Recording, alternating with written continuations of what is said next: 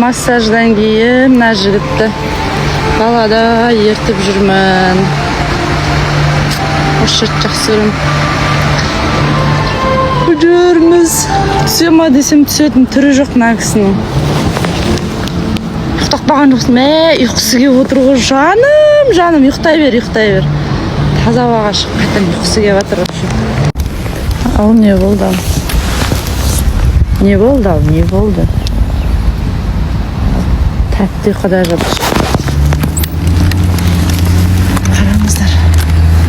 Кайф болып тұр қақтығыш. Адам жоқ, тып-тыныш. Отырамыз енді. Ана ата кітап оқып отыр ана жерде. Молодец ата. Сол, в общем, отырамыз енді. Не істейміз басқа.